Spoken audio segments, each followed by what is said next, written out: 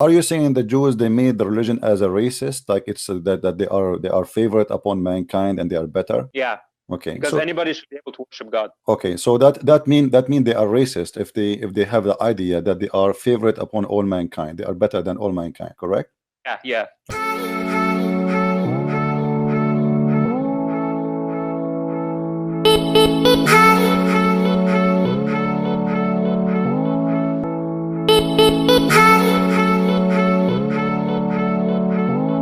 Once again, beloved, I greet you and I welcome you to Lawson Media. My name is Boache Steven, and you know for sure that whenever I get in my city, we are dismantling those several assertions that has been made against Christianity since time immemorial. Well, you know for sure that on this show we present reasonable and rational polemics against authentic historic Islam and recreate the awareness that indeed Jesus Christ descended purposely for man's salvation or man's redemption.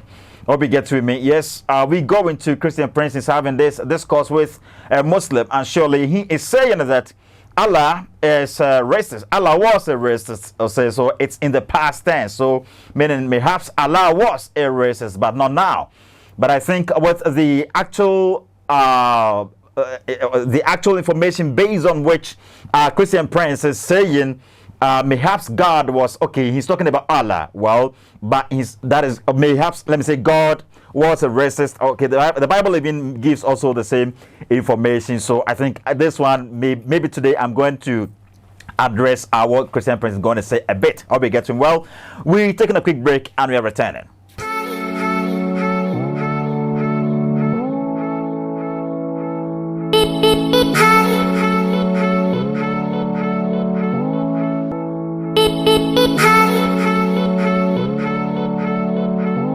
You're welcome back, beloved. May God richly bless you for waiting for us. Well, let's quickly go to Christian Prince. He says Allah was a racist, and he asked this Muslim, and he was like, Allah chose the Israelites above all human beings. He favored them among all human beings, meaning he chose them, he selected them out. He made them a peculiar people among all nations, and that they were his interesting people, or his loved people, or his what is it? His chosen people. I'll be getting with me. Yes, or his favorite. Let me put it that way. So that would make God a racist, or perhaps he was racist sometime, or Allah was racist sometime. So he's actually referencing this from the Quran, though. But I think it's something the Bible also gives out. So let's watch this, and after that we come back. Are you saying the Jews they made the religion as a racist, like it's that they are favorite upon mankind and they are better? Yeah, Okay, because so anybody should be able to worship God. okay, so that mean they are racist if they have the idea that they are favorite upon all mankind, they are better than all mankind, correct? Yeah, yeah. Okay, well, this is what the Quran said, my friend. You just said, yeah, thank you very much. If we go to chapter 2, verse number 47, it is Allah who said that Allah, He favored the Jews upon all mankind. Obviously, your God was a Zionist in certain point of the time. Read with me. This is chapter 2, verse number 47. Children of Israel, remember my blessing wherewith I blessed you, and that I have preferred you above all being. And you are the one saying to me that this is racist, which means this is ugly, this is disgusting, this is bad. But it was Allah who preferred the Jews upon all mankind. Well, I mean, like, but like, You're welcome back, beloved. Well, I think, with this, perhaps the Muslim wasn't able to defend it, but me being a Christian Prince, I know you are also in Christianity too. But you know what? If you make this argument, it would mean that even the Bible also says that God was racist. But God isn't a racist. When we talk of racism, it's discrimination by color. Perhaps me considering some other skin colors than some other skin colors. This just what some whites does, and also some blacks also do this. I'll be get with me. I think it's alleged that Donald Trump was racist. It's alleged. that he was racist. He hate the blacks, and probably that's the reason the Mexicans didn't vote for him, and perhaps the blacks helped in his overthrow. Well, that's alleged. Okay, it's alleged information. So if it is true, racism isn't something good. What we get to it isn't something good. But if we're going by the if we're going by God, okay, God and his dealings with man, I'm actually going to tell you that God isn't racist, but he has a way of dealing with his people. Okay, he had a way of dealing with people. I'll be get to me. So it's somewhat like person will tell you 1,000 steps begins with a step. Okay, 1,000 steps begins with a step.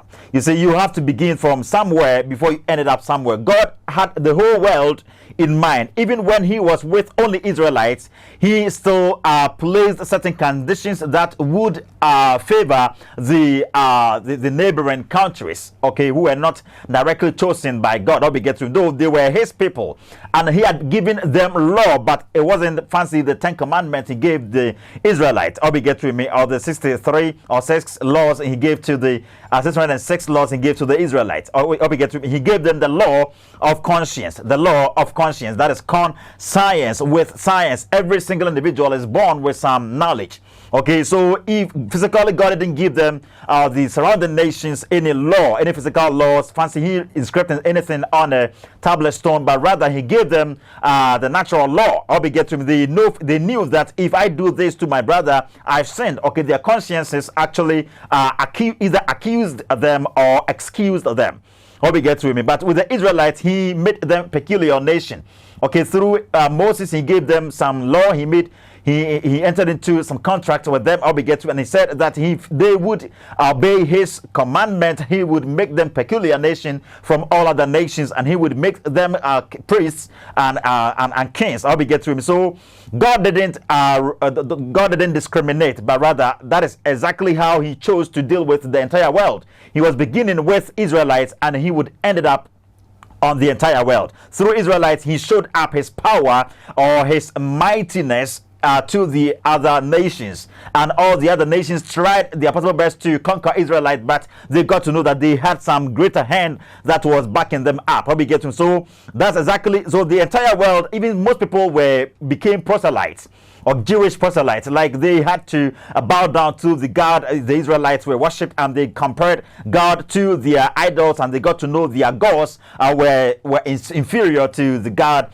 the Israelites worshipped. So therefore they had wanted to worship the God the Israelites worshipped. So God chose to deal with man that way. You see, there came a time, you see, God actually made several lot of prophecies through his prophets. Okay, you can talk of that of Jeremiah, you can talk of that of Isaiah. Isaiah has been deemed as the messianic prophet because he made several lot of prophecies that were about the Messiah. I'll be to going by Isaiah chapter 9 verse number 6 verse number 9. You can talk of Isaiah 7 verse number 14 and Isaiah 53, Isaiah 42, you see 52 as well. Several lot of prophecies were made about Jesus Christ in the book of Isaiah, and all these actually are what make people tell him as the messianic prophet. I'll be to him. So they were actually telling people or the Jews to be anticipating the Messiah, because the time of the Messiah was going to be a time for the entire world. That is the exact reason when Jesus Christ came, you see, people will argue that Jesus Christ said he came for only the Israelites, but it's also based on the induction or inductive logic from somewhere specific to somewhere general. Okay, somewhere like you bought a coconut. Okay, if you've ever go to Kejit here, you bought a coconut, and the coconut, you told the seller to clear clear everything from it. I'll be get to, and he began clearing everything from it, and you see, you got something within or something inside, that is the food. You see, you had to begin from somewhere and to somewhere specific. Okay, that one can be classified as deductive logic. Okay, that one isn't good here. It isn't good application here. Well, beloved, Jesus Christ actually began somewhere. And he said that he had sent the disciples to the lost sheep of Israel. I'll be get to him. People will argue that that's exactly what Jesus Christ said. He came for the Israelites. But when he was done with everything and he was settled and everyone had to receive his message, he said it in Matthew 28, verse number 18 through 20, that his message had to be spread across the globe, and every person kind, every nation kind, every people kind had to benefit from what actually he brought to the world. Therefore, in Acts 1, verse number 18, 8 also, Jesus Christ said that his message had to be had to cross borders. I'll be get through me, and it had to reach out to everybody across the world, across the globe.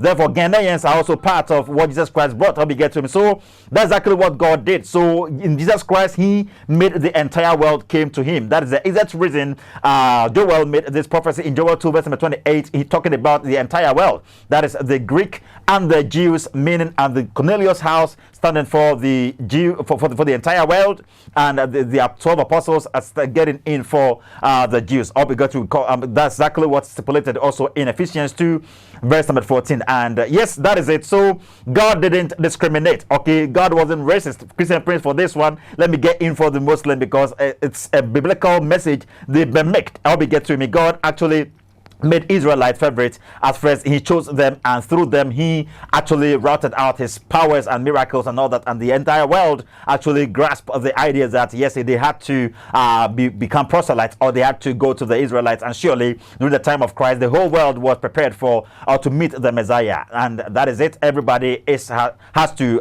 cling to the Messiah so as to attain salvation someday. Well, we ended up here. May God richly bless you. Drop a comment under the comment section. Make sure to like the program. Make sure to share the program to your loved ones, and make sure to also help in tagging all the Islamic channels. Greetings to you, Brother Ken Elbini of Maryland Church of Christ, USA, and also Brother Peter Polly of Half-Asni Church of Christ. May God richly bless you all for helping in sharing and liking and also watching this program. Grace for Wadie, Adam's Fashion. May God richly bless you all. Bye bye.